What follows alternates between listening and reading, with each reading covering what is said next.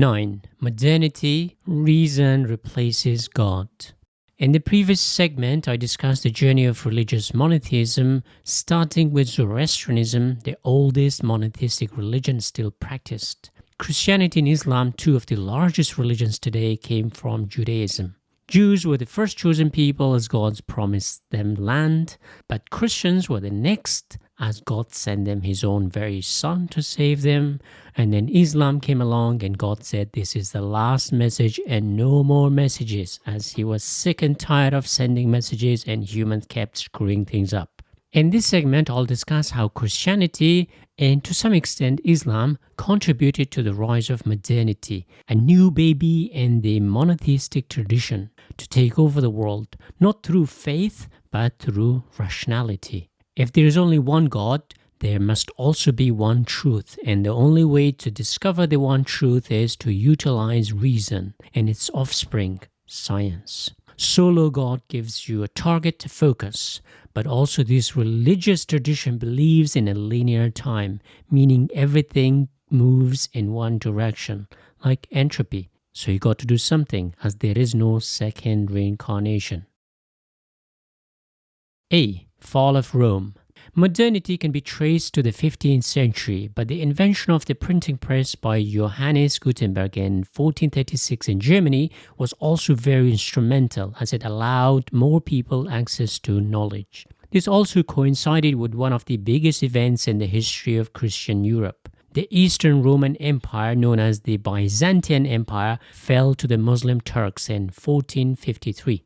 Now, Europe no longer had the longest and most powerful empire, so they shifted their attention from religion to making tools. If the Christian God couldn't save their last empire from the Muslim attack, they better rely on their wit and wisdom to come up with some answers against the Islamic world. The fall of the empire also reminded Europeans of their Greek heritage, because the Roman Empire split into two, the West being Roman and the East being Greek. So Renaissance was the rebirth of a movement that connected 15th century Europe to ancient Greece, where rationality gave birth to philosophy and science. Europe discovered Aristotle and his scientific approach. B. Reformation. In 1521, Martin Luther, a German Catholic priest, began a Reformation movement which claimed that in order to get salvation, the Catholic Church was not required. He found 95 mistakes within the Catholic Church, which led him to believe that for salvation, the Church was more of a hindrance. Protestantism was born. But this was more an economic push than a religious force, as German aristocrats, municipalities, and merchants wanted autonomy so they could tax their citizens, make money, and promote capitalism. With this Reformation came German priests like Schleiermacher, who defended science, saying it is not contradictory to the Bible, claiming that rationality was just another realm of human existence. You could be a faithful Christian, but still apply rationality in order to make money, raise a family, study the universe, make tools, and everything in between. German philosophy, analytical science, technology, and rational thinking began to flourish, especially in Northern Europe and countries which had adopted Protestantism. Scientists like Isaac Newton in England, Gottfried Leibniz in Germany, and others revolutionized our understanding of reality. Now, the story of the Bible, for example, the creation of the world in 6 days, seemed pretty childish in comparison to how scientists were discovering dinosaur bones as old as hundreds of millions of years old. Then, in the 19th century, Friedrich Nietzsche came along to claim that God was dead. A new religion was born. C. Science. Science has tried to explain our origin story, and a lot of it maps onto religious myth, but with different characters, settings, and plots. While religions believe in the soul, science believe in matter. So the main character in science is the physical matter. Today, the most dominant theory or story is the Big Bang theory, arguing that everything began with a bang. There was nothing but singularity. So instead of a single God, there was a single material point which created both space and time, or space-time. This happened not 6,000 years ago as Christians believe, but 13.8 billion years ago. Now that we know where we came from, where are we heading?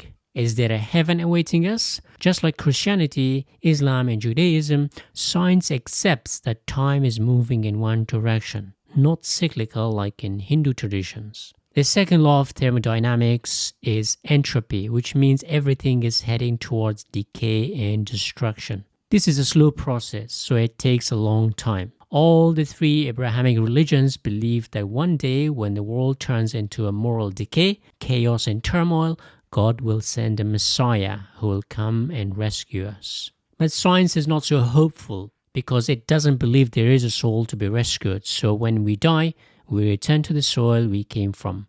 Our body is made up of four main chemical elements: 65% oxygen, 18% carbon, and about 10% hydrogen, and about 4% nitrogen.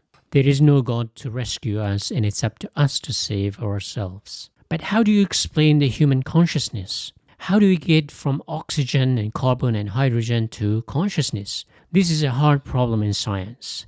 For now, science has no clear answer. Another similar hard question in science is the origin of the universe. What was before the Big Bang? Also, how did life begin? These questions have no clear answers in science. A scientific theory is the modern version of the stories our early ancestors came up with.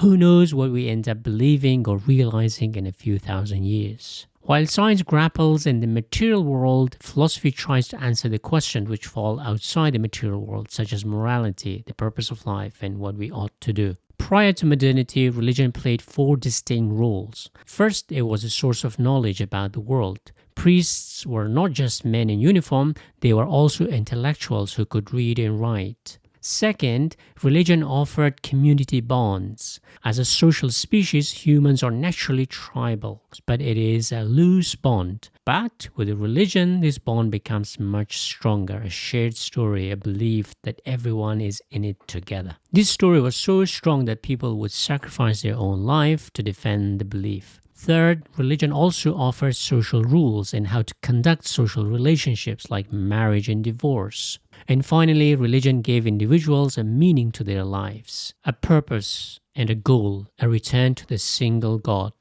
Now, science pretty much defeated the intellectual roles of religion. It can no longer compete with the answers science offer about how the world works. The modern state or government took over religion's other two roles. Community bond became the domain of nationalism or patriotism. And the government also regulates society. The only role religion was left with was the meaning and to some extent a sense of community. But consumerism means that people have become eaters and drinkers to console themselves. So how about morality? D.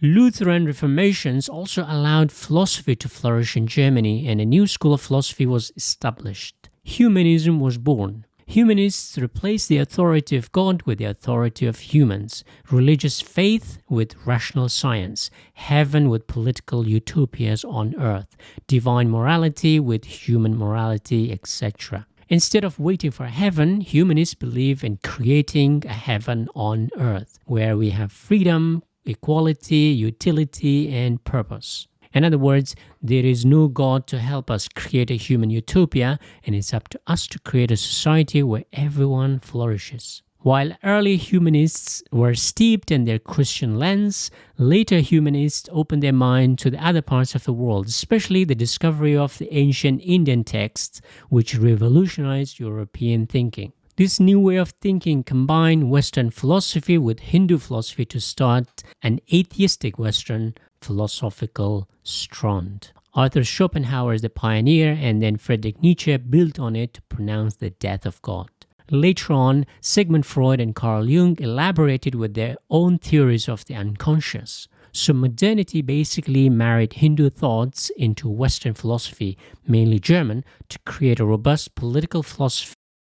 Throughout history, religions played the role of an in-house lawyer, advising the kings and generals and everyone else on what is right and what is wrong. When human morality is challenged, the final answer always goes to God. There is no further question. This logical impasse makes life a lot easier, psychologically speaking. because now you don't have to strive to come up with some logical and rational arguments. But humanism replaced religion by arguing that since we humans have invented all religions and the concept of God, we must be capable of doing it without them. The best tool at our disposal is our ability to reason, and reason alone is enough to create a humanist utopia on earth where gods are no longer welcome. To sum up, modernity can be seen as a religion in itself. If animism was religion 1.0, polytheism 2.0, monotheism 3.0, modernity is certainly 4.0. Modernity replaced the Father God with Mother Nature. To survive and thrive, we milk nature for its resources. Modernity has tamed the extremely wild, chaotic Mother Nature and exploited her rich nutrition and energy. Today, humans pretty much rule the world, but on the inside, we still crave a bigger entity to come and console us in the dark, sleepless nights. In the next segment, I'll discuss why religions still persist despite centuries of rational thinking and humanism.